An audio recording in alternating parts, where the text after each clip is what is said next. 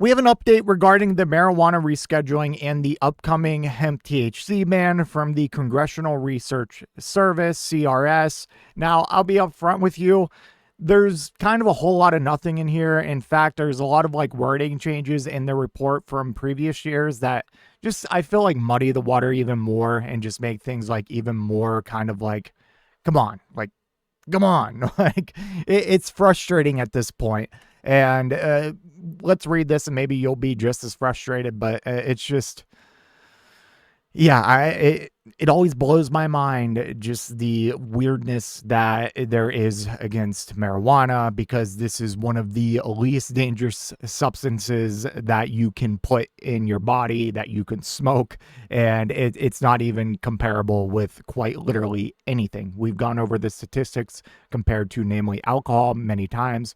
We're talking like dozens, was it dozens of thousands or like in the hundreds of thousands of alcohol related deaths every year compared to like the straight up zero from weed deaths. Any weed related deaths is strictly from, mainly from vapes, where you have like additives in the cards such as like vitamin E and shit, but it has nothing to do with the weed.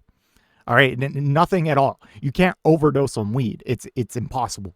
Anyways, it's just hard for me not to go on that little rant because it just frustrates me so much. Anyways, this is from Marijuana Moment. Congressional researchers give update on marijuana rescheduling and upcoming hemp THC ban. Notably, the new report removes language from an earlier version that had said it is likely federal officials will move marijuana from Schedule 1 to Schedule 3. In an In Focus report from the Congressional Research Service, analysts explained how it's increasingly common for states to have laws and policies allowing for medical or recreational use of marijuana that remains in violation of the Federal Controlled Substances Act. Federal agencies under the Biden administration recommended moving cannabis from Schedule 1 to Schedule 3 of the CSA following a scientific review, and President Donald Trump in December issued an executive order directing Attorney General Pam Bondi to quickly complete that process, but that hasn't materialized yet.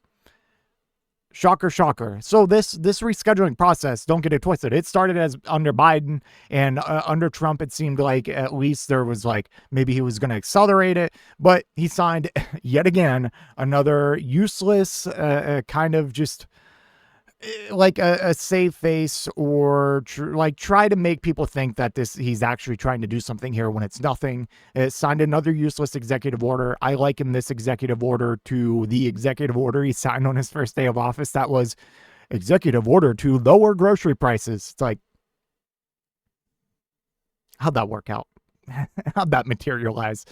Anyways, so nothing there, of course. Shocker, shocker. The report serves as an update to an earlier 2024 analysis of federal state marijuana laws, in which CRS mentioned that rescheduling wouldn't affect the legality of the state legal recreational marijuana industry, and it's unclear why that was amended to reference the medical marijuana industry instead.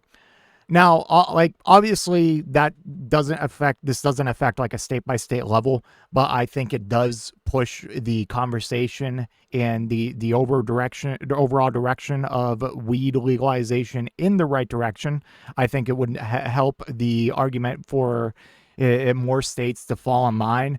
And one of the biggest thing is it removes a lot of roadblocks to rescheduling to companies that are operating in states where it's legal, whether it's for medical purposes or recreational.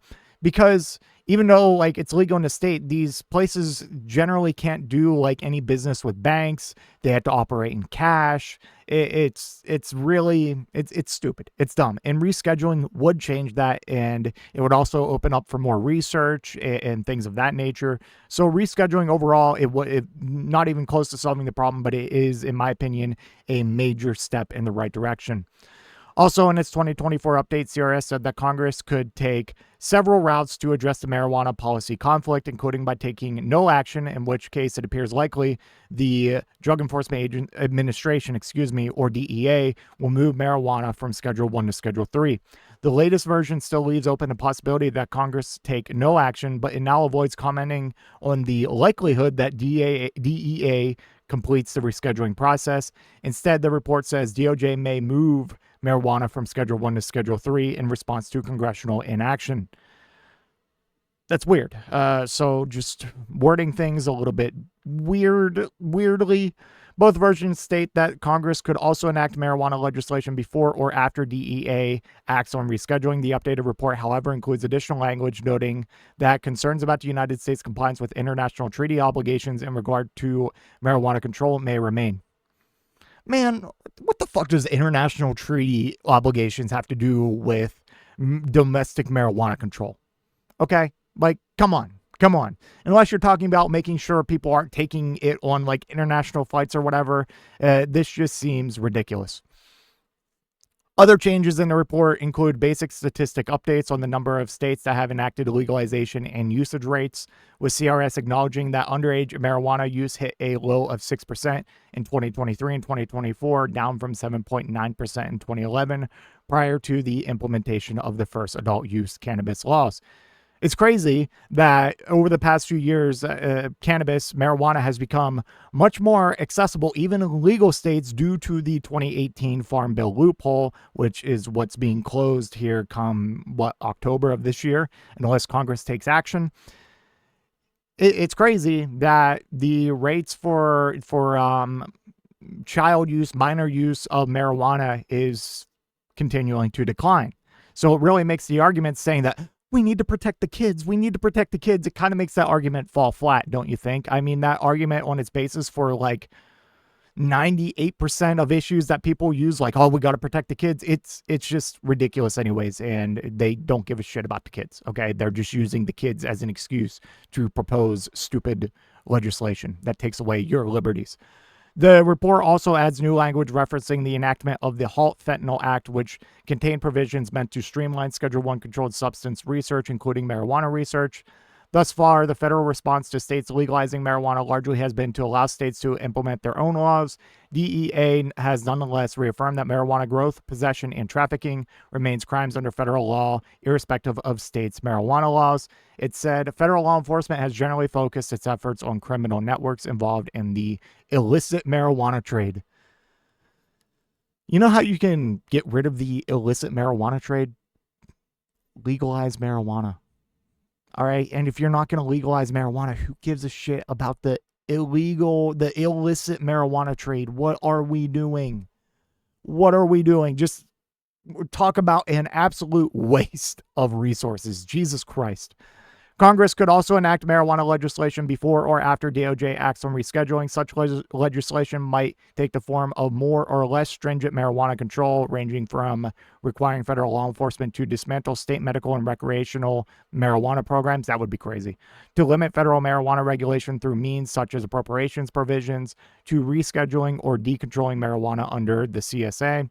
The last option would largely eliminate the gap with states that authorize recreational and comprehensive medical marijuana.